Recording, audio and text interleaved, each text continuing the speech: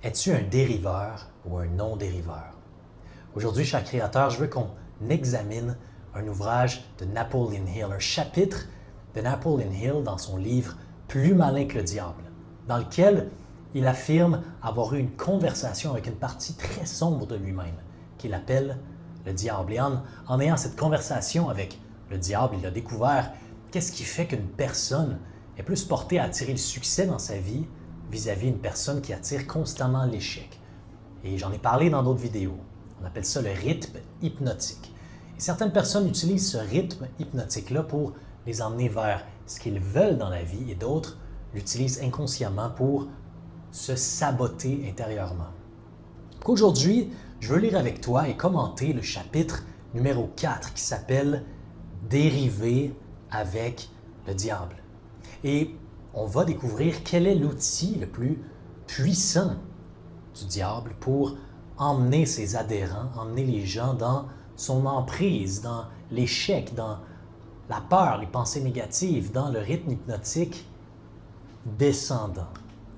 Ça commence avec Napoleon Hill. Tu vas voir, ce chapitre-là est écrit un peu comme un dialogue. Et c'est Napoléon qui pose des questions au diable. Donc ça commence avec Napoléon qui dit « Parlez-moi en premier de votre tour le plus brillant, celui que vous utilisez pour piéger le plus grand nombre. » Et là, le diable commence avec son arme la plus puissante. « Mon arme la plus puissante sur les humains est composée de deux principes secrets par lesquels j'obtiens le contrôle de leur esprit. Je parlerai en premier du principe de l'habitude, grâce auquel j'entre silencieusement dans l'esprit des gens. En mettant en œuvre ce principe, j'établis l'habitude de dériver. Quand une personne commence à partir à la dérive sur n'importe quel sujet, elle se dirige tout droit vers les portes de ce que vous, autres créatures terrestres, appelez l'enfer. Et Napoléon continue, « Décrivez tous les moyens par lesquels vous entraînez les gens à dériver. Définissez ce mot et dites-nous exactement ce que vous entendez par lui. » Donc, le diable est en train de nous dire que son premier outil le plus puissant, c'est d'utiliser les habitudes pour emmener les humains vers la dérive. Et donc, le diable continue en disant « Je pourrais mieux définir le mot « dériver » en disant que ceux qui pensent par eux-mêmes ne dérivent jamais, tandis que ceux qui pensent peu, voire pas du tout, de leur propre chef, sont des dériveurs. Le dériveur est celui qui permet aux circonstances extérieures d'influencer son esprit. Il préfère me laisser occuper son esprit, quitte à ce que je pense à sa place, plutôt que de s'embarrasser à penser par lui-même. Donc le dériveur est quelqu'un qui n'aime pas prendre responsabilité, ce que Diop est en train de dire.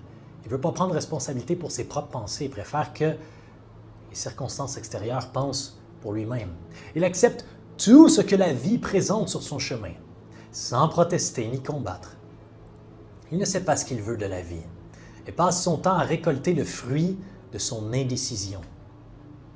Un dériveur a beaucoup d'opinions, mais ce ne sont jamais les siennes. La plupart lui sont fournis par mes soins. C'est ce que le diable dit. Le dériveur est trop paresseux mentalement pour utiliser son propre cerveau. C'est la raison pour laquelle je peux prendre le contrôle des pensées des gens et semer mes propres idées dans leur esprit. Donc le diable, cette énergie négative qui est en train de parler, ça représente un peu le bruit négatif qui essaie de nous envelopper, qui essaie de prendre notre attention, qui essaie de nous faire dériver de notre mission de vie, de notre purpose, de notre mission intérieure. Et Napoléon continue en disant « Je pense que je saisis ce qu'est un dériveur. Dites-moi quelles sont les habitudes exactes par lesquelles vous incitez les gens à passer leur vie à dériver. Commencez par me dire quand et comment vous prenez possession de l'esprit d'une personne pour la première fois. » Et le diable continue. « J'établis mon emprise pendant que le sujet est jeune. Parfois, j'établis mes fondations dans un esprit avant même que son propriétaire ne soit né, en manipulant l'esprit de ses parents. Parfois même, je remonte plus loin encore et prépare l'esprit à recevoir mon emprise en utilisant ce que vous autres créatures terrestres appelez l'héritage génétique. Vous voyez, j'ai donc deux approches pour accéder à l'esprit d'une personne. Oui, continuez. Napoléon continue en disant « Décrivez ces deux portes d'entrée de l'esprit humain. » Donc, le diable aime commencer quand l'enfant est jeune. On dit que si tu donnes un enfant qui est jeune, entre 0 et 6 ans ou 0 et 7 ans, c'est là qu'il est le plus facile à programmer. Il est comme une éponge parce que ses ondes cérébrales sont plus proches du θ. Et dans le θ, le mode θ des ondes cérébrales, c'est là qu'on est capable d'être programmé rapidement, qu'on est capable d'apprendre des choses rapidement. Ça peut être positif comme ça peut être négatif. Et Napoléon lui demande quelles sont ces deux portes d'entrée dans l'esprit humain que le diable utilise ou l'énergie négative utilise pour entrer. Diable, comme je l'ai indiqué, je fais en sorte d'amener les gens dans votre monde avec des cerveaux faibles, les dotant le plus possible avant la naissance de la faiblesse de leurs ancêtres. Vous appelez ce principe héritage génétique. Après leur naissance, comme moyen de contrôle, je me sers de ce que vous appelez l'environnement. C'est là que le principe des habitudes entre en jeu. L'esprit n'est rien de plus que la somme totale des habitudes de son propriétaire. J'établis ces habitudes par une et je m'insinue par la petite porte, ce qui me mène plus tard à la domination absolue de cet esprit. Expliquez-moi quelles sont les habitudes les plus communes que vous utilisez. Le diable continue en disant « C'est une de mes ruses les plus intelligentes. J'entre dans leur esprit par le biais des pensées qu'ils croient être les leurs. Les plus utiles sont la peur, la superstition, l'avarice, la cupidité, la luxure, la vengeance, la colère, la vanité et la paresse. Par l'une d'entre elles ou par plusieurs, je peux entrer dans tout esprit, à tout âge, mais j'obtiens les meilleurs résultats quand un esprit est encore jeune, avant que son propriétaire n'ait appris comment refermer l'une de ces 9 portes. Je peux alors installer des habitudes qui laissent les portes ouvertes pour toujours. » Et Napoléon continue. « Je commence à saisir vos méthodes. Reprenons l'habitude de dériver.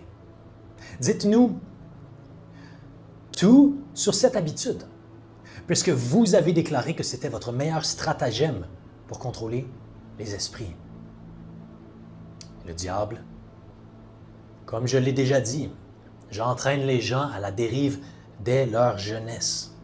Je les induis à dériver à l'école, alors qu'ils ne savent pas ce qu'ils veulent faire plus tard dans la vie. C'est là que j'en attrape la majorité. Les habitudes sont liées. Dérivez dans une direction et bientôt vous dériverez dans toutes les autres. La façon dont vous faites une chose, c'est la façon dont vous faites toutes les choses. Et si vous dérivez d'une manière, si vous avez une habitude de dériver dans une seule chose, vous allez avoir tendance à dériver dans plusieurs autres choses. J'utilise aussi les habitudes sociales pour resserrer définitivement mon emprise sur mes victimes. Donc la pression sociale. Et Napoléon continue en disant « Je vois, vous faites une affaire personnelle de former chez les enfants l'habitude de dériver, en les emmenant sur le chemin de l'école, sans but ni objectif. À présent, parlez-moi de vos autres tours grâce auxquels vous entraînez les gens à devenir des dériveurs. » Diable. Eh bien, je mets en œuvre ma deuxième meilleure ruse avec l'aide des parents, des enseignants et des instructeurs religieux. Je vous avertis, ne me forcez pas à mentionner cette ruse. Ne la révélez pas. Si vous le faites, vous serez haï par tous ceux de mes collaborateurs qui l'utilisent. Si vous publiez cette confession sous la forme d'un livre, votre ouvrage sera interdit dans les écoles publiques. Les leaders religieux le mettront sur leur liste noire. C'est drôle parce que ce livre de Napoleon Hill a été banni pendant plusieurs années par l'Église. Les parents le cacheront à leurs enfants. Les journaux n'oseront même pas en publier une critique. Des millions de gens vous détesteront pour avoir écrit un tel ouvrage. En fait, personne ne vous aimera, vous et votre livre, mis à part les gens qui pensent et vous savez comme moi combien cette espèce est rare. Le conseil que je peux vous donner est de me permettre de faire l'impasse sur la description de mon deuxième meilleur stratagème. On veut savoir c'est quoi le meilleur stratagème. Diable, s'il te plaît. Et Napoléon continue. Pour mon propre bien, vous souhaiteriez donc que je dissimule la description de votre deuxième meilleur atout. Personne n'aimera mon livre, à part ceux qui pensent, hein? Très bien, continuez et répondez, petit diable. Le diable continue. Vous le regrettez, monsieur Terrien. Mais, au bout du compte, le dindon de la farce, ce sera vous. Par votre erreur, vous détournerez l'attention de moi sur vous. Mes collaborateurs, qui se comptent par millions, oublieront tout à mon sujet et vous haïront d'avoir dévoilé mes méthodes. Donc Napoléon continue, ne vous en faites pas pour moi. Parlez-moi de ce deuxième meilleur atout, grâce auquel vous entraînez les gens à dériver vers l'enfer à vos côtés. Et enfin, le diable commence à nous parler de son deuxième meilleur tour. Mon deuxième meilleur tour est loin d'être secondaire. Il est fondamental. Parce que sans lui, je ne pourrais jamais prendre le contrôle sur les esprits des jeunes. Les parents, les professeurs, les éducateurs religieux et beaucoup d'autres adultes servent ma cause sans le savoir, en m'aidant à détruire chez les enfants la faculté de penser par eux-mêmes. En exerçant leur métier, ils ne suspectent jamais ce qu'ils infligent à l'esprit des enfants, ni quelle est la cause réelle de leurs erreurs. Napoléon continue. Je peux difficilement vous croire, Votre Majesté. J'ai toujours pensé que les meilleurs amis des enfants étaient ceux qui leur étaient les plus proches, leurs parents, leur école, leurs professeurs et leurs éducateurs religieux. Vers qui pourraient-ils donc se tourner pour obtenir des conseils fiables, si ce n'est vers ceux qui assument leurs responsabilités? Diable. C'est là que mon intelligence entre en jeu. Voici l'explication exacte qui indique de quelle manière je contrôle 98% de la population. Je prends possession des gens durant leur jeunesse, avant même qu'ils ne passent aux commandes de leur propre esprit, en utilisant ceux qui s'occupent d'eux. J'ai particulièrement besoin de l'aide de ceux qui enseignent l'instruction religieuse aux enfants. C'est là que je détruis leur faculté de pensée autonome et initie chez eux les premières habitudes qui les mènent à dériver, en déconcertant leur esprit avec des idées indémontrables qui concernent un monde sur lequel ils ne savent rien. C'est aussi à ce moment-là que je sème dans leur esprit la plus grande de toutes les peurs, la peur de l'enfer. Je comprends combien il est facile pour vous d'effrayer les enfants en les menaçant de l'enfer. Mais comment faites-vous pour qu'ils continuent à vous craindre, vous et votre enfer, une fois qu'ils ont grandi et appris à penser par eux-mêmes? Diable. Les enfants grandissent, mais n'apprennent pas toujours à réfléchir à leur propre chef. Une fois que j'ai capturé l'esprit d'un enfant par la peur, j'affaiblis sa faculté à raisonner et à réfléchir par lui-même. Et cette faiblesse le suivra toute sa vie. Donc, une fois que l'enfant est capturé, son esprit est capturé par la peur, c'est là que ses facultés de raisonner sont affaiblies. Et Napoléon continue. N'est-ce pas là une technique déloyale que de contaminer l'esprit d'un être humain avant qu'il n'en ait pris pleinement possession? Le diable. Rien qui serve mes fins ne pourrait être déloyal. Je n'ai pas de limite stupide comme le bien et le mal. Pour moi, la force prime le droit. J'utilise toutes les faiblesses humaines connues pour obtenir et conserver le contrôle de l'esprit humain. Napoléon continue. Je comprends votre nature démoniaque. Maintenant, reprenons la discussion sur vos méthodes qui mènent les gens à dériver en enfer, ici, sur Terre. D'après votre confession, je vois que vous prenez possession des enfants alors que leur mental est jeune et malléable. Dites-moi en plus sur la manière dont vous utilisez les parents, les professeurs et les leaders religieux pour piéger les gens dans la dérive. Diable. Un de mes tours favoris est de coordonner les efforts des parents et des éducateurs religieux afin qu'ils travaillent de concert pour m'aider à étouffer le pouvoir de leurs enfants, à penser par eux-mêmes. J'utilise beaucoup d'éducateurs religieux pour miner le courage et le pouvoir de réflexion autonome des enfants en leur apprenant à me craindre. Mais j'utilise les parents, afin qu'ils épaulent les chefs religieux dans cette grande tâche qui est la mienne. Et comment font les parents pour aider les chefs religieux à détruire les facultés de réflexion indépendante de leurs enfants? Dit Napoléon. Je n'ai jamais entendu parler d'une telle monstruosité. Et le diable continue. J'accomplis ceci grâce à un tour très intelligent. Je pousse les parents à transmettre à leurs enfants leurs croyances et leurs convictions concernant la religion, la politique, le mariage et d'autres sujets importants. De cette façon, comme vous pouvez le voir, quand j'obtiens le contrôle de l'esprit d'une personne, je peux facilement perpétuer ce contrôle en faisant en sorte que cette personne m'aide à verrouiller mon emprise sur l'esprit de sa progéniture. Napoléon continue. Par quel autre moyen utilisez-vous les parents pour convertir les enfants en dériveurs? Le diable continue. Je mène les enfants à devenir des dériveurs en suivant l'exemple de leurs parents qui, pour la plupart, se sont déjà ralliés à ma cause pour l'éternité. Dans certaines régions du monde, j'ai gagné la maîtrise de l'esprit des enfants et maté leur volonté exactement de la même manière que les hommes soumettent et brisent les animaux d'intelligence inférieure. Peu m'importe la façon utilisée pour réprimer la volonté d'un enfant. Dès lors qu'il vit dans la crainte, j'entrerai dans son esprit par le biais de cette peur et limiterai alors sa faculté de penser de manière autonome. Donc on peut voir que le diable utilise beaucoup la peur. Il utilise la peur pour prendre contrôle de l'esprit des autres, de ses adhérents. Une fois qu'ils sont dans la peur, c'est plus facile de limiter leur façon de penser d'une manière autonome. Et Napoléon continue. « Vous ne ménagez pas vos efforts pour empêcher les gens de penser, semble-t-il. »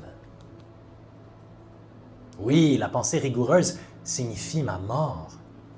Je ne peux pas exister dans l'esprit de ceux qui pensent avec précision. Il m'importe peu que les gens pensent, tant qu'ils pensent en termes de peur, de découragement, de désespoir ou toute autre pensée destructive. Quand ils commencent à penser en termes constructifs, de foi, de courage, d'espoir, armés d'un but déterminé, ils deviennent immédiatement les alliés de mon opposition. Je les ai donc perdus. Ça, c'est très important comme phrase. Quand on commence à penser en termes constructifs, de foi, de courage, d'espoir, et qu'on a un but déterminé, on devient immédiatement sous l'emprise de l'autre force. On n'est plus sous l'emprise du diable ou de l'énergie négative ou du rythme hypnotique descendant. On devient dans le rythme de la vie, de l'expansion, de la création. Et Napoléon continue. Je commence à comprendre comment vous prenez le contrôle de l'esprit des jeunes avec l'aide de leurs parents et de leurs éducateurs religieux. Mais je ne saisis pas comment les professeurs vous aident dans cette tâche diabolique. Diable, les enseignants m'aident à prendre le contrôle de l'esprit des jeunes, pas tant par ce qu'ils leur enseignent que parce qu'ils ne leur enseignent pas. Le système de l'éducation nationale tout entier est administré de telle manière qu'il sert ma cause, en enseignant presque tout aux enfants, sauf la façon d'utiliser leur propre esprit et à réfléchir par eux-mêmes. Ça, je trouve ça très puissant.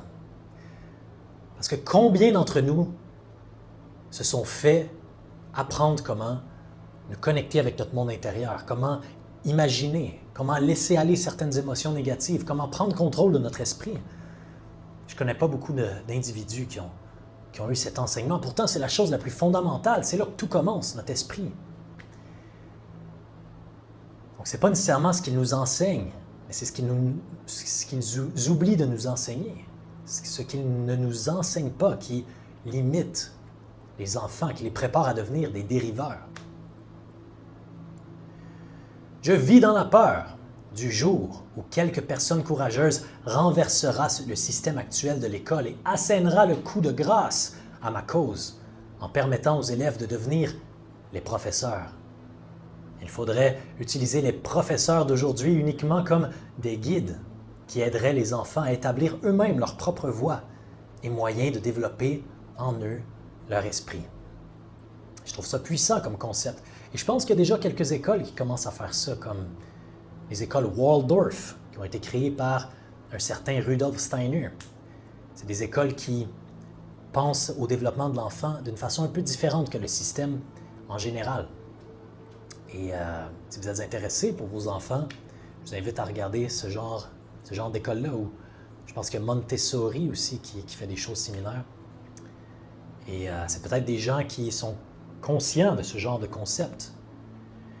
Et le diable continue en disant « Quand ce jour viendra, les professeurs ne feront désormais plus partie de mon personnel. » Napoléon continue « J'avais l'impression que le but de toute scolarité était d'aider les enfants à penser. » Et le diable « Cela est peut-être le but de la scolarité, mais le système en place, dans la plupart des écoles du monde, n'assure absolument pas cet objectif. Les écoliers ne sont pas éduqués pour développer et utiliser leur propre esprit, mais pour adopter et utiliser les pensées des autres. Mémoriser, répéter, c'est tout ce qu'on se fait enseigner à l'école. Ce type de scolarité détruit les facultés de penser de façon autonome, à part dans de très rares cas où les élèves se fient si définitivement à leur propre volonté qu'ils refusent que les autres pensent à leur place. Penser avec rigueur est l'affaire de mon opposition, pas la mienne.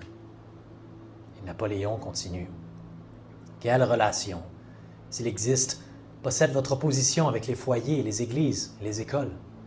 Votre réponse à cette question devrait être intéressante. Diable. Voici l'endroit où j'utilise une de mes meilleures autres cartes. Je fais en sorte qu'il apparaisse que tout ce que font les parents, les maîtres d'école et les éducateurs religieux soit l'œuvre de mon opposition. Cela détourne l'attention de moi alors que je manipule l'esprit des jeunes. Quand les éducateurs religieux essaient d'enseigner aux enfants les vertus de mon opposition, ils le font généralement en les effrayant avec mon nom. C'est tout ce que je leur demande. Je crée l'étincelle qui enflamme la peur dans les proportions qui détruisent les facultés de l'enfant à penser avec acuité. Dans les écoles publiques, les professeurs servent ma cause en occupant tellement les enfants à se bourrer le crâne d'informations inutiles qu'ils n'ont pas l'opportunité de penser avec justesse ou d'analyser correctement les données enseignées par leurs professeurs. Donc, ils bourrent le crâne d'informations des enfants, ce qui leur empêche d'être capables de penser avec justesse, d'analyser correctement les données enseignées des professeurs. Napoléon continue. « Déclarez-vous avoir gagné à votre cause tous ceux qui ont adopté l'habitude de dériver? » Et là, le diable dit « Non, le fait de dériver est seulement un de mes tours, grâce auquel je prends possession de la faculté de pensée indépendante. Avant qu'un dériveur ne devienne ma propriété permanente, je dois le prendre au piège avec un autre tour. Je vous en parlerai une fois que j'aurai terminé de vous décrire mes méthodes qui convertissent les gens en dériveurs. » Napoléon. Voulez-vous dire que vous avez une méthode qui peut faire dériver les gens si loin de l'autodétermination qu'ils n'ont plus aucune chance de s'en tirer par eux-mêmes? Le diable. Oui, une méthode précise et si efficace qu'elle n'échoue jamais. Napoléon. Dois-je comprendre que votre méthode est si puissante que votre opposition ne peut plus récupérer ceux qui se font piéger par la dérive de façon permanente? Diable. C'est exactement ce que je déclare. Pensez-vous que je pourrais contrôler autant de gens si mon opposition pouvait m'en empêcher? Rien ne peut mettre un terme au contrôle que j'ai sur les gens, à part les gens eux-mêmes. Rien ne peut m'arrêter excepté la puissance de la pensée bien affûtée. Les gens qui pensent avec rigueur ne commettent de dérive sur aucun sujet. Ils reconnaissent le pouvoir de leur esprit. Par-dessus tout, ils s'emparent de ce pouvoir et ne le cèdent à aucune personne ou influence. Napoléon. Continuez et dites-moi plus sur les méthodes avec lesquelles vous faites dériver les gens en enfer avec vous, ou l'enfer sur terre. Diable. Je pousse les gens à dériver sur tous les sujets grâce auxquels je peux contrôler la pensée indépendante et l'action. Prenez le sujet de la santé, par exemple. J'encourage les gens à trop manger, et particulièrement les aliments malsains. Cela mène à l'indigestion et détruit le pouvoir de penser avec justesse. Si les écoles publiques et les églises enseignaient davantage aux enfants comment manger correctement, ils m'infligeraient des dommages irréparables. Mariage. J'entraîne les hommes et les femmes à dériver dans le mariage sans aucun but ou plan conçu en vue de convertir leur relation en une relation harmonieuse. Voici une de mes méthodes les plus efficaces pour convertir les gens à l'habitude de dériver. Je fais en sorte que les couples se querellent et se narguent l'un l'autre au sujet de l'argent. Je les encourage à se disputer sur l'éducation de leurs enfants. Je les engage dans de désagréables controverses à propos de leurs relations intimes et les mets en désaccord en ce qui concerne leurs amis et leurs activités sociales. Je les maintiens si occupés à trouver les fautes qu'ils peuvent se rejeter l'un à l'autre, qu'ils n'ont jamais le temps de faire autre chose suffisamment longtemps pour briser l'habitude de dériver. Occupation. J'enseigne aux gens à devenir des dériveurs en les entraînant à la sortie de leurs études à dériver dans le premier emploi qu'ils peuvent trouver, en l'absence de tout but ou objectif précis autre que de gagner leur vie. Avec ce tour, je maintiens des millions de personnes aux prises avec la peur de la pauvreté toute leur vie.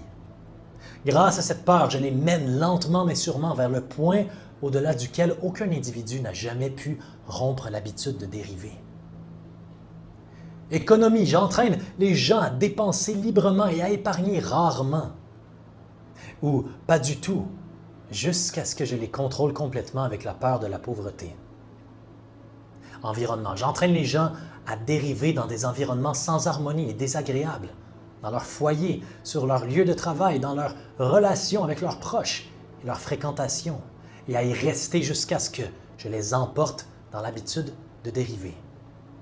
Les pensées dominantes. Je pousse les gens à dériver grâce à l'habitude d'entretenir des pensées négatives. Ce qui provoque des actions négatives implique les personnes dans de nombreuses controverses et remplit leur esprit de peur, préparant le terrain pour que je puisse prendre le contrôle de leur esprit. Quand je fais mon entrée, je m'arrange pour séduire les gens à l'aide de pensées négatives qu'ils croient être les leurs. Je sème les graines des pensées négatives dans leur esprit depuis les chaires des églises, les journaux, les films, la radio et toute autre méthode populaire qui fait appel à l'esprit. Je fais en sorte qu'ils m'autorisent à réfléchir à leur place parce qu'ils sont trop paresseux et trop indifférents pour penser de leur propre chef. Donc là, le diable vient nous révéler que tout ce qu'il fait, c'est qu'il prend contrôle de notre attention, il prend contrôle du contenu de nos pensées, du contenu de nos émotions. Et il nous tient toujours occupés avec la négativité. Et nous, notre seul moyen de nous sortir, c'est de prendre conscience, de devenir conscient, d'observer notre monde intérieur et de choisir quelles graines on va semer, on va planter dans notre jardin intérieur, qu'on va entretenir à tous les jours. C'est vraiment important ce qu'il est en train de nous dire. Et Napoléon continue. « Je conclus de votre discours que la dérive et la procrastination représentent un seul et même concept. Est-ce juste? » Diable. Oui, c'est correct. Chaque habitude qui entraîne quelqu'un à procrastiner, à reporter une prise de décision, mène à l'habitude de dériver. Le diable a dit « Je fais en sorte qu'ils m'autorisent à réfléchir à leur place, parce qu'ils sont trop paresseux et trop indifférents pour penser de leur propre chef. » Napoléon continue en demandant « L'homme est-il la seule créature qui dérive? » Et le diable dit « Oui, toutes les autres créatures répondent aux lois de la nature. Seul l'homme défie ces lois et dérive quand il le veut. Tout ce qui se trouve en dehors de l'esprit des hommes est contrôlé par mon opposition, par des lois si précises que toute dérive est impossible. Je contrôle l'esprit des hommes uniquement grâce à leur habitude de dériver. Autrement dit, je contrôle l'esprit des hommes uniquement parce qu'ils négligent ou refusent de contrôler et d'utiliser leur propre esprit. Donc c'est nous-mêmes qui donnons l'autorisation au diable, aux forces négatives, de nous contrôler par notre libre arbitre, en négligeant de prendre contrôle de notre esprit ou en n'étant pas conscient que nous pouvons prendre le contrôle. Et Napoléon continue, « Ce Ceci nous mène à des concepts relativement profonds pour un simple être humain. Revenons à un échange sur des sujets un peu moins abstraits, s'il vous plaît. Dites-moi comment cette habitude de dériver affecte les gens de tous les horizons de la vie quotidienne. Et dites-le-moi dans des termes que toute personne ordinaire pourrait comprendre. Diable, je préférerais que cette interview reste parmi les étoiles. Napoléon, cela ne fait aucun doute. Cela vous éviterait d'être exposé. Mais revenons sur Terre, voulez-vous? Dites-moi maintenant les dommages que cette dérive peut infliger envers une nation comme la nôtre, ici, aux États-Unis. Le diable. Franchement, je pourrais aussi bien vous dire que je hais les États-Unis autant que le diable peut haïr quoi que ce soit. Napoléon, c'est intéressant. Quelle est la cause de cette haine? Diable, cette cause vit le jour le 4 juillet 1776, quand 56 hommes signèrent un document qui détruisit mes chances de contrôler la nation. Vous savez, ce document que vous appelez la Déclaration d'indépendance? S'il n'y avait pas eu l'influence de ce satané document, j'aurais aujourd'hui eu un dictateur qui mènerait ce pays. Et je mettrais fin au droit et à la liberté de parole et à la pensée indépendante qui menace ma domination sur Terre. Napoléon, dois-je comprendre de ce que vous dites que les nations dirigées par des dictateurs autoproclamés appartiennent à votre camp? Diable, ce ne sont pas des dictateurs autoproclamés. C'est moi qui les proclame tous. Par-dessus tout, je les manipule et les dirige dans leur travail. Les nations menées par mes dictateurs savent ce qu'elles veulent et le prennent par la force. Regardez ce que j'ai fait grâce à Mussolini en Italie. Regardez ce que je suis en train de faire grâce à Hitler en Allemagne. Donc ce livre a été écrit un peu dans ces périodes-là. Regardez ce que je fais grâce à Staline en Russie. Mes dictateurs dirigent ces nations pour mon compte, parce que les gens ont été soumis à l'habitude de dériver. Mais les dictateurs ne dérivent pas, eux. C'est pour cette raison qu'ils dirigent pour moi ces millions de personnes qui sont sous leur domination. Que se passera-t-il si Mussolini, Staline et Hitler vous trahissent et venaient à désavouer votre règne? Diable, cela n'arrivera pas, car je les ai trop bien corrompus. Je paie chacun d'entre eux à la mesure de sa propre vanité, lui faisant croire qu'il agit pour son propre compte. C'est un autre de mes tours. Napoléon, revenons aux États-Unis et apprenons-en un peu plus sur ce que vous faites pour convertir les gens à l'habitude de dériver. Diable, en ce moment même, je prépare le terrain d'une dictature en semant les graines de la peur et de l'incertitude dans l'esprit du peuple. Napoléon, par qui passez-vous pour mener à bien votre travail? Diable, principalement par le président. Je détruis son influence sur les gens en le forçant à dériver sur la question d'un accord salarial entre les patrons et leurs employés. Si je peux l'inciter à dériver une année de plus, il sera si profondément discrédité que je pourrai confier le pays aux mains d'un dictateur. Si le président continue à dériver de la sorte, je paralyserai la liberté d'expression aux États-Unis exactement comme je l'ai détruite en Espagne, en Italie et en Allemagne.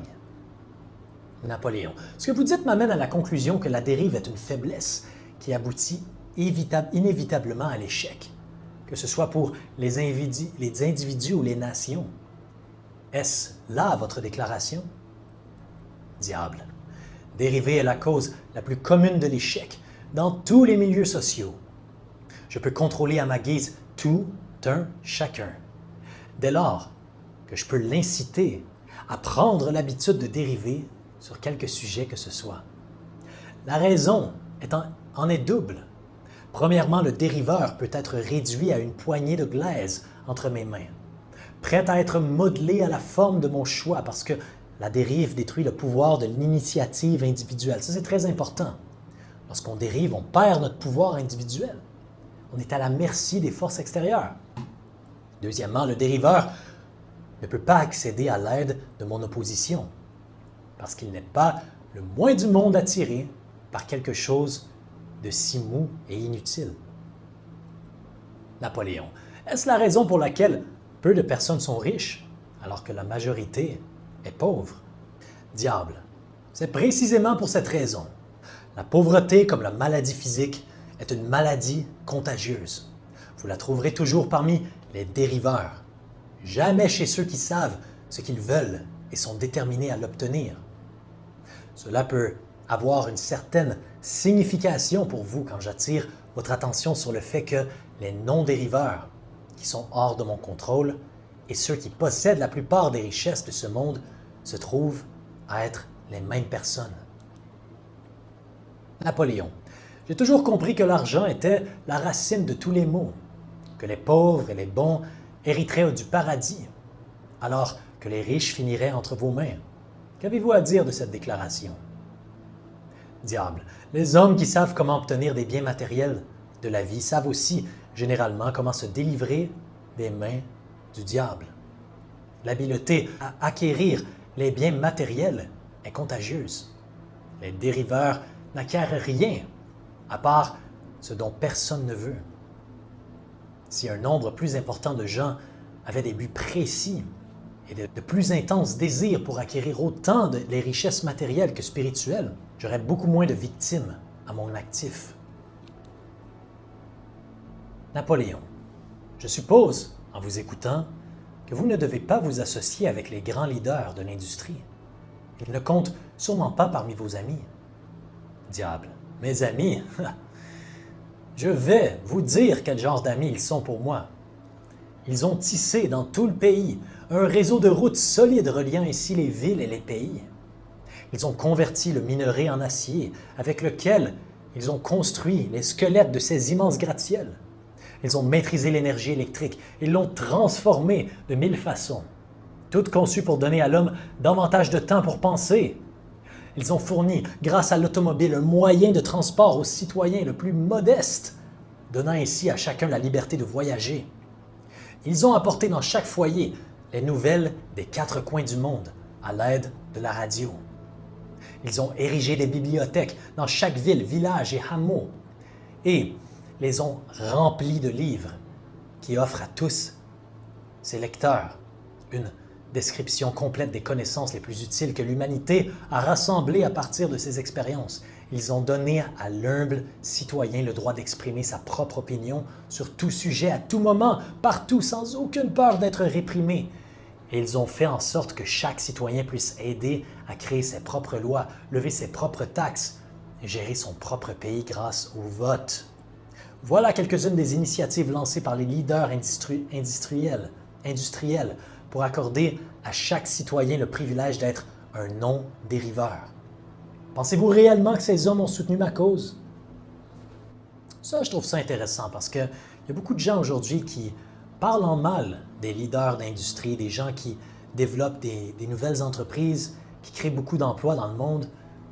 On va souvent entendre que les riches, c'est des mauvaises personnes ou que les gens qui sortent du système, c'est des mauvaises personnes, doivent payer plus de taxes ou peu importe. Ça peut être vrai pour certains individus, mais en général, les gens qui s'enrichissent, les gens qui donnent de la valeur à la société, permettent aux gens d'avoir plus de ressources pour eux-mêmes s'enrichir, eux-mêmes créer leur propre pouvoir et ensuite commencer à contribuer à la société, à l'expansion de la conscience, à l'élévation de l'homme.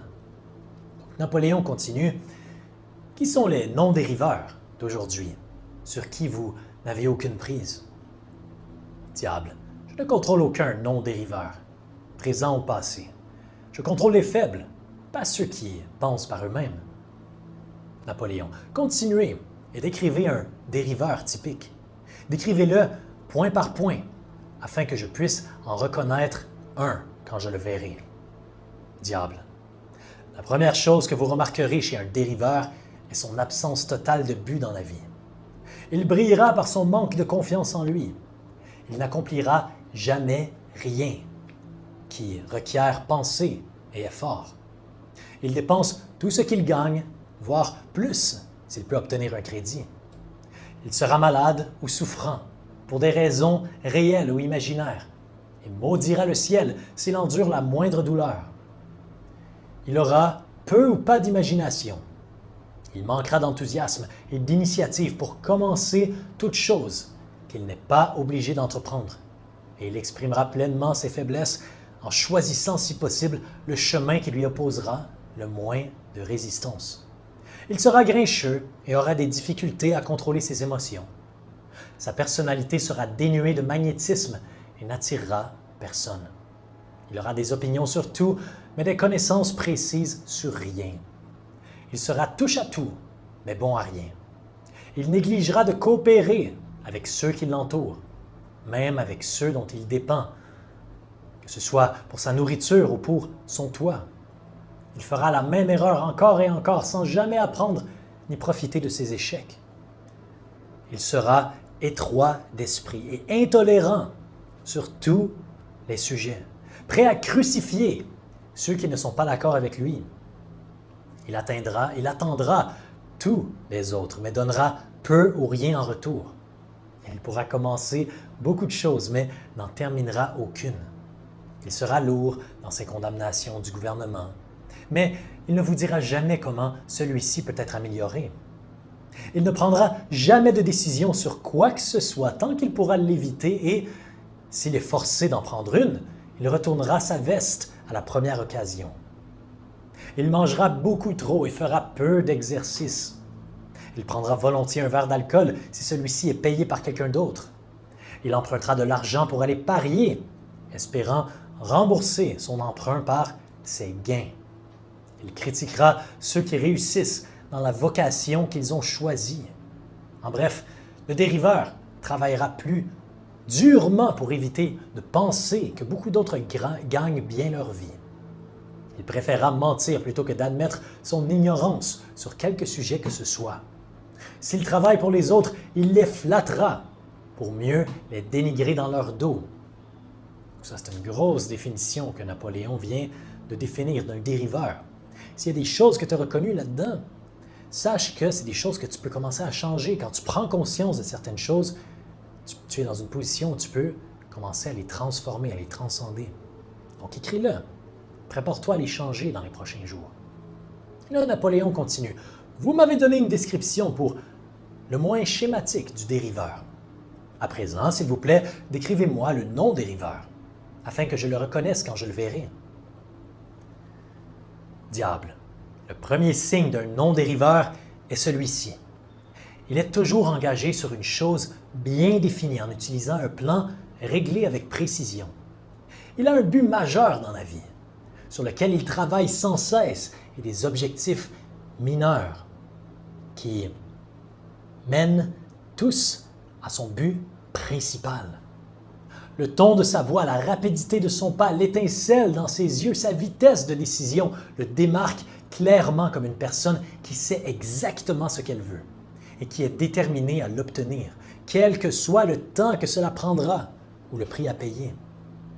Si vous lui posez des questions, il vous donnera des réponses directes et ne s'abaissera jamais à tenter d'y échapper ou à recourir à quelque subterfuge.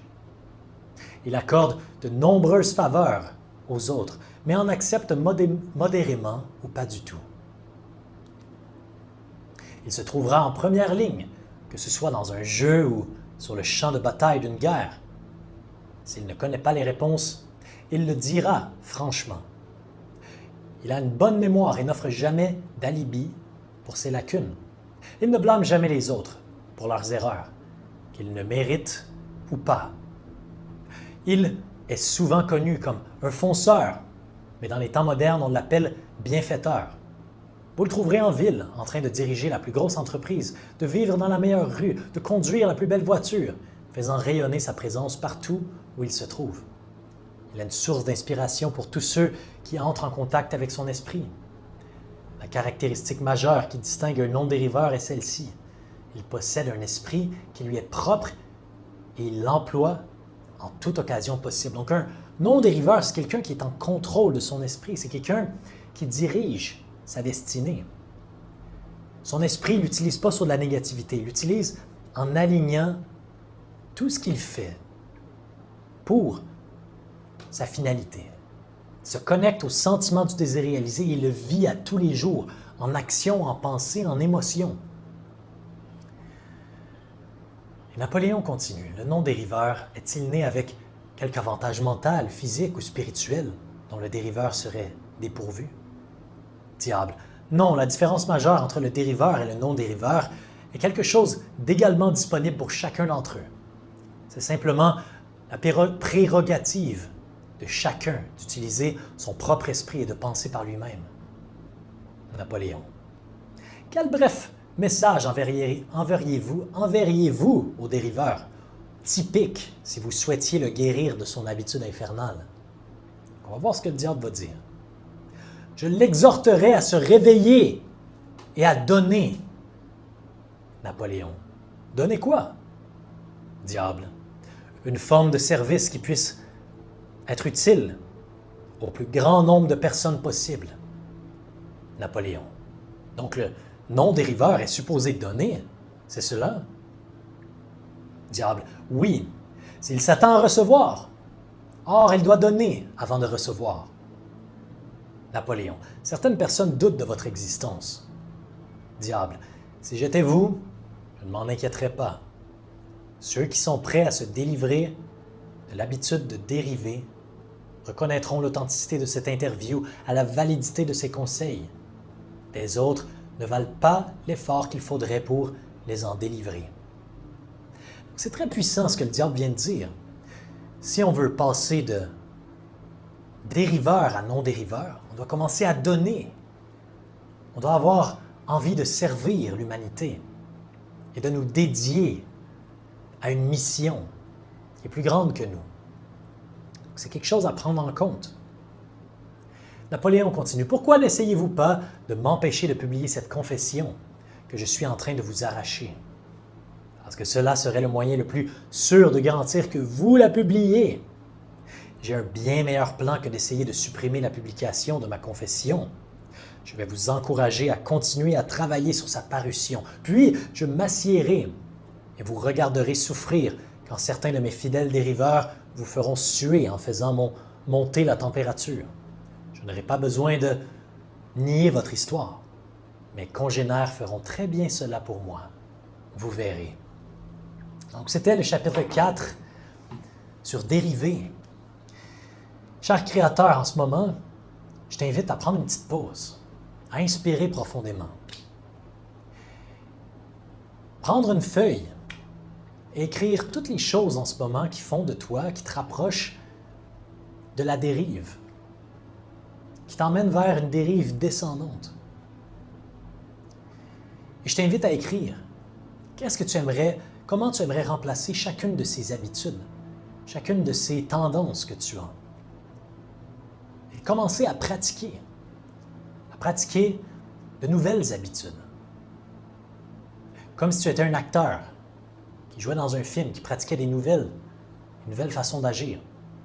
Ce que tu peux faire, c'est d'alterner entre une habitude positive, une habitude négative, une habitude positive, une habitude négative. Et puis tu termines avec une habitude positive. Tu la solidifies en la pratiquant plus et plus et plus. Tout commence par la conscience, par accepter ce qui est comme ça l'est en ce moment. Et si tu es en train de regarder ma chaîne, c'est sûr à 100% que tu n'es pas pris dans la dérive. Tu n'es pas 100% un dériveur. Tu n'es pas perdu. Tu es déjà en train de penser pour toi-même. Et en voyant cette vidéo, je t'invite vraiment à prendre une décision, de devenir un non-dériveur, de commencer à donner, à contribuer, commencer à mettre ton attention sur quelle mission, quel don, quel cadeau tu as à l'intérieur de toi que tu aimerais donner à l'humanité, quelle passion tu aimerais développer. Je te remercie, cher créateur, et bonne non-dérive, bonne création.